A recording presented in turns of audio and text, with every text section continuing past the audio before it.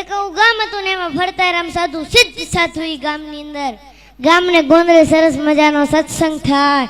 સત્સંગ પૂરો થાય એટલે બધા પગે લાગીને જા. એમાં એક વાણિયાનો છોકરો યુવાન પણ ગરીબ, બહુ વાણિયા કોઈ દાડ ગરીબ નહીં પણ આ હતો તે ગરીબ બહુ. તે બધા પગે લાગીને જતા રહે ને તોય ગુરુભાઈ એમને શાંતિ બે. તે એકવાર સાધુએ એને પ્રશ્ન પૂછ્યો કે ભાઈ તું કેમ બે? એને કીધું ગુરુ સવારથી સાંજ સુધી મહેનત કરું છું, પરસેવો ભળું છું, પણ ગુરુ રાત્રે ખાવાના રોટલાનો થતો નથી. ગુરુ દયાળુ બહુ હતા. આંખ બંધ કરી અને આ માણાનું પ્રારબ્ધ જોયું. પ્રારબ્ધ મતલબ એનું ભાગ્ય જોયું. ભાગ્યમાં તો દેખાણું કે આની તો આખી જિંદગી દુઃખમય છે. આંખ ઉઘાડીને કીધું કે તારી તો આખી જિંદગી દુઃખમય છે, પણ જા 5 વર્ષ સુધી હું તને સુખી કરી શકું. 5 વર્ષ પછી આની આ પરિસ્થિતિ થઈ જાય. બોલ તારે મંજૂર છે?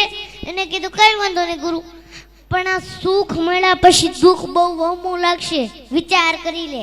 એને કીધું કાંઈ વાંધો નહીં, 5 વર્ષ તો સુખ મળશે. એને કીધું કાંઈ વાંધો નહીં ગુરુ, 5 વર્ષ મને સુખી કરો. અને ગુરુએ 2 હાથ માથે મૂક્યા હો અને એટલું જ કીધું જા કાલથી તારા સુખના દિવસો ચાલુ, 5 વર્ષ સુધી તારે ત્યાં તન ખૂટશે નહીં, જા. અને જેવો જ ઘરે ગયો બીજે જ દાડે એને વિચાર આવ્યો કે આ ઘરની અંદર વાસણો જરા કેવા વધારે છે, લાઈન વેચી દઉં, વેપાર કરું. કોઈ સાધુના આશીર્વાદ ફળી જાય ને તો કઈ પૈસાનો ઢગલો નથી કરી જતા. એ બુદ્ધિમાં ક્લિક થાય અને બુદ્ધિમાં જે ક્લિક થાય ને એ સાચી પડે. ભગવાન બુદ્ધિ પ્રદાતા છે. અને ઓલાએ જે ધંધો ચાલુ કરો ઓબલ ને ત્રોબલ ને એવો ધંધો એવા નાણાં ને કે માણા આગળ પાછળ ફરવા મળ્યા. નાણાં આવે એટલે માણા આવે. અને પૂછ્યું કે ભાઈ તારે લગ્ન કરવા? તો કે હા લગ્ન તો કરવા. કહું કે છોકરી આપીને લગ્ન થઈ ગયા.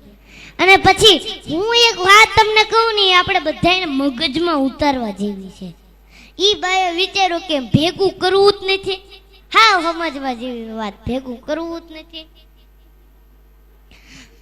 કાશ હું એફડી કરીશ, આમ કરીશ, તેમ કરીશ, ફલાણું કરીશ, ઢીકડું કરીશ, તો એ મારા ભાગ્યમાં 5 વર્ષ પછી નથી. લાય આ પૈસાના માધ્યમથી પુણ્ય ભેગું કરી લેવા દે.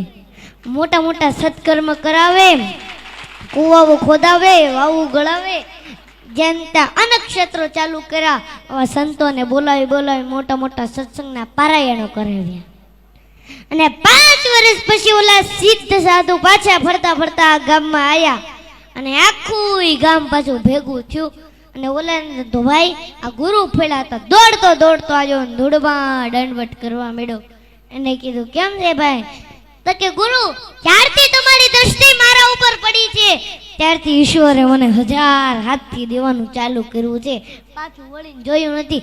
અને ગુરુ આ 5 વર્ષમાં દુઃખ શું કહેવાય એ મને આ 5 વર્ષમાં ખબર નથી પડી. અને 5 વર્ષ કેમ જતા રહ્યા એ હોતને ખબર નથી પડી ગુરુ.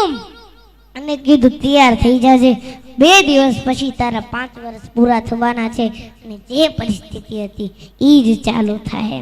એને કીધું કાંઈ વાંધો નહીં ગુરુ, આ 5 વર્ષમાં મારે જે કરવાનું હતું ને એ મેં કરી લીધું. પુણ્ય બહુ ભેગું કરવું છે.